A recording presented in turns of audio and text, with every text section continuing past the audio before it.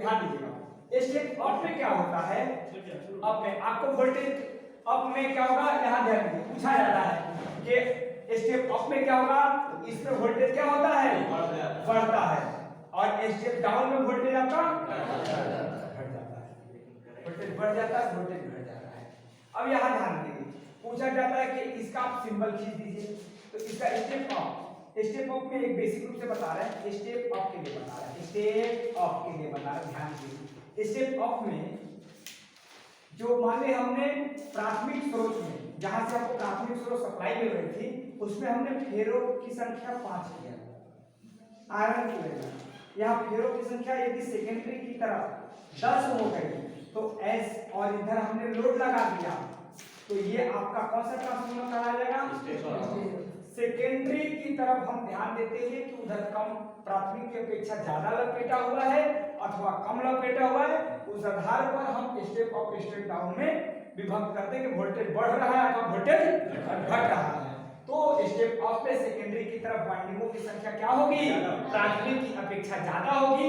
इसके जस्ट विपरीत होता है स्टेप डाउन में, उसमें जो होता है यहाँ पर मैं बना दे रहा हूँ, उसमें आपका प्राथमिक में फेरो की संख्या यदि 10 हो गई तो प्राथमिक सेकेंडरी की तरफ फेरो की संख्या 5 हो जाएगी, इधर आपका स्रोत लग जाएगा और दूसरी तरफ आपका लोड।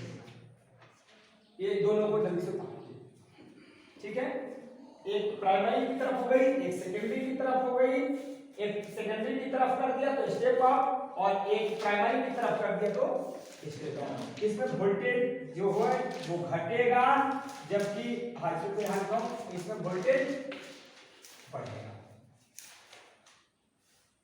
इसमें वोल्टेज बढ़ेगा तो वोल्टेज घटेगा। अब आगे चल रहे हैं, स्टेप अप स्टेप डाउन में एक दो पॉइंट और लिखवाने लायक है।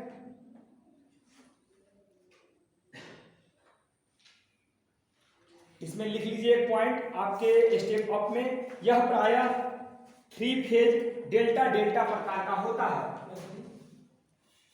डेल्टा डेल्टा क्या है, स्टार स्टार क्या है, स्टार डेल्टा क्या है, ये ट्रांसफार्मर के लेसन नंबर क्लास नंबर 3 या 4 में मिलेगा, उसमें मैं बता दूंगा। स्टार यहाँ पर एक पॉइंट नोट कर लीजिए, वहां पर मैं बता दूंगा स्टार स्टार क्या होता है, स्टार डेल्टा क्या होता है, डेल्टा डेल्टा क्या होता है, डेल्टा स्टार क्या होता है। ठीक है, तो आप सबसे पहले इसमें एक पॉइंट छोटी सी लिख लीजिए, यह प्रायः 3 फेज डेल्टा डेल्टा प्रकार का होता है, यह प्रायः 3 फेज डेल्टा डेल्टा प्रकार का होता है।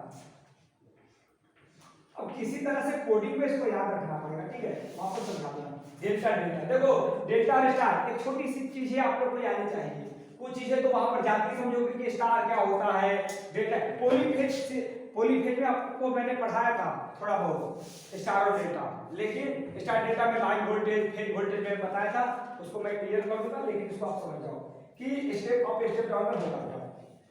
इसमें डेल्टा डेल्टा प्रकार का होगा। अब डेल्टा को ऐसे त्रिभुज के आकार का डेल्टा डेल्टा बोले तो ये, और स्टार को वाई की तरह सूचित करते हैं, किसकी तरह से, अब स्टार स्टार लिख रहा होता है, star star delta delta star का, तो आपका जो स्टेप अप होगा वो क्या होगा, डेल्टा डेल्टा होगा, जबकि स्टेप डाउन में लिख लीजिए, इसमें आपका डेल्टा स्टार होगा, इसमें क्या होगा, डेल्टा स्टार होगा।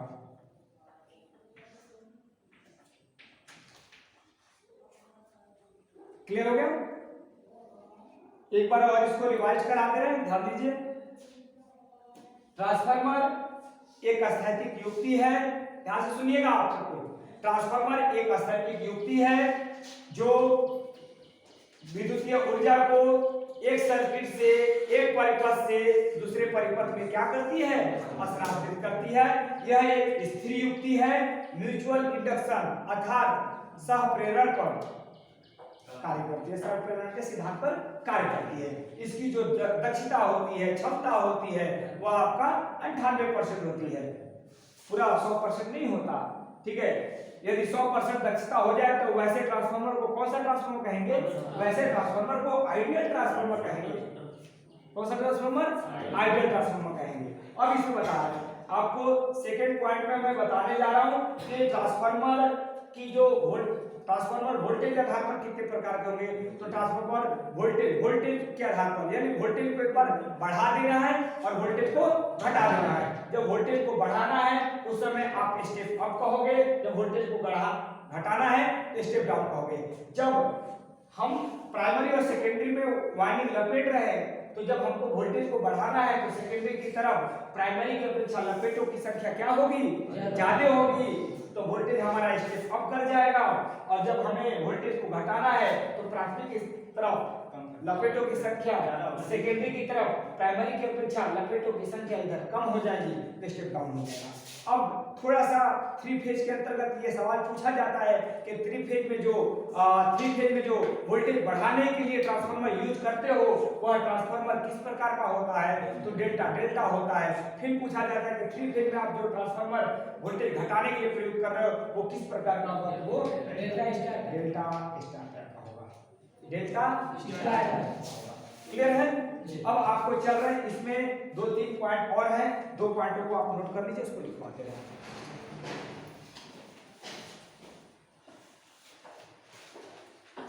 अब आप हेडिंग डाल लीजिए क्रोड की संरचना के आधार पर, क्रोड की संरचना के आधार पर ट्रांसफार्मर, क्रोड की संरचना के आधार पर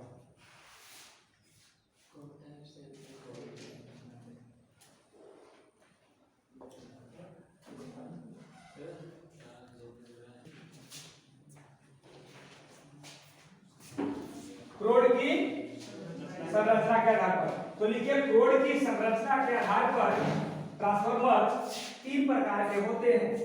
क्रोड की संरचना के आधार पर ट्रांसफार्मर 3 प्रकार के होते हैं। पहला प्रकार हो जाएगा क्रोड, दूसरा हो जाएगा सेल टाइप, तीसरा हो जाएगा बैरल टाइप। क्रोड के आधार पर ये बहुत इंपॉर्टेंट पॉइंट है, क्रोड के आधार पर, इसके आधार पर, क्रोड के आधार पर। तो क्रोड के आधार पर मैं पहले कुछ लिख लीजिए। एक आपका कौन सा हो जाएगा, क्रोड के आधार पर क्रोडी होगा,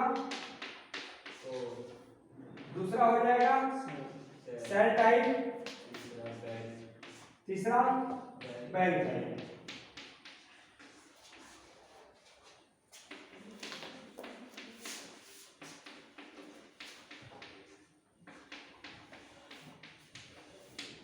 अब क्रोड के आधार पर एक चीज का ध्यान दीजिएगा, अभी वो बताने जा रहे हैं। देखो क्रोड के आधार पर 2-3 पॉइंट आप लिख लीजिए, क्रोड के आधार पर 2-3 पॉइंट लिख लीजिए आप लोग।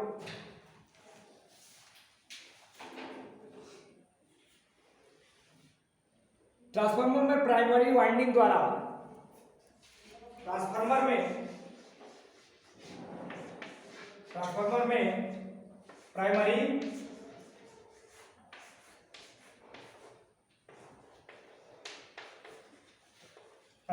प्राइमरी वाइंडिंग द्वारा स्थापित चुंबकीय क्षेत्र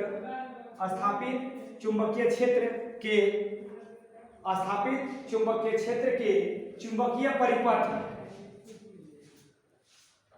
चुंबकीय परिपथ को पूर्ण रखने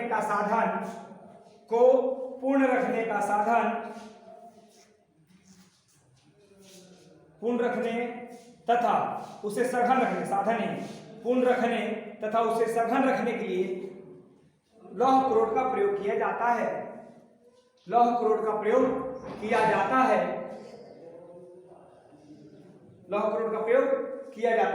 देखो मान लो कि ट्रांसफार्मर में एक कोर बोल रहा है, ठीक है, और सपोज दैट इसमें ना आपका, मैंने आपका थोड़ा सा बेसिक बताया था, मान लो कि ई टाइप का कोर है, यू प्रकार का है, ठीक है, एल प्रकार का है, आई प्रकार का है, ये आपको मैंने बताया था, ठीक है।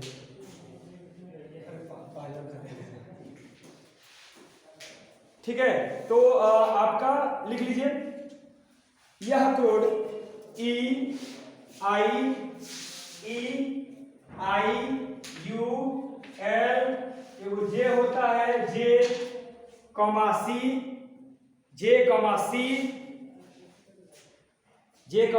सी आदि प्रकार की होती है।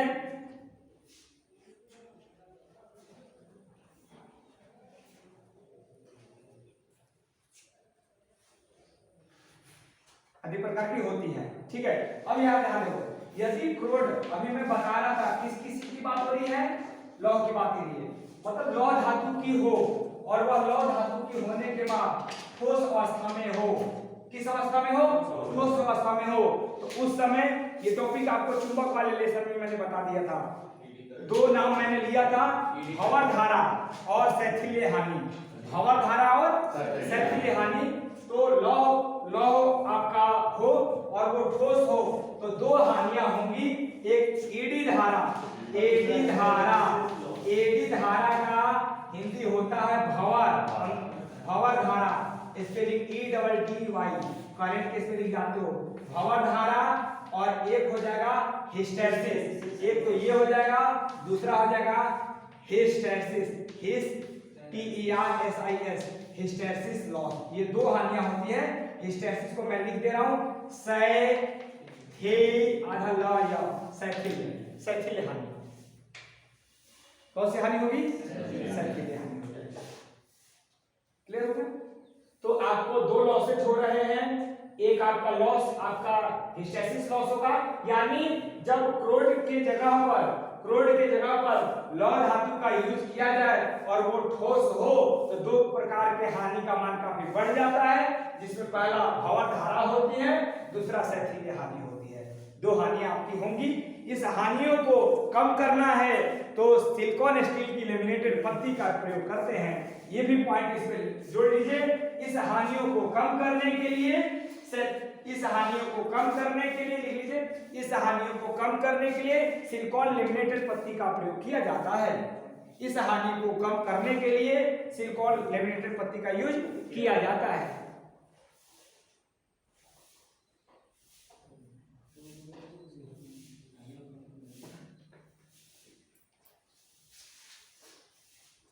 आज का पॉइंट इतना ही तक रहने दीजिए। टाइम कितना हो गया? 3 बजे। तो आज का पॉइंट और कल से एकदम मोटिवेट हो गए। आज ये चल जाएगा, आपको पढ़ना है। मैं आप लोग के जो फर्स्ट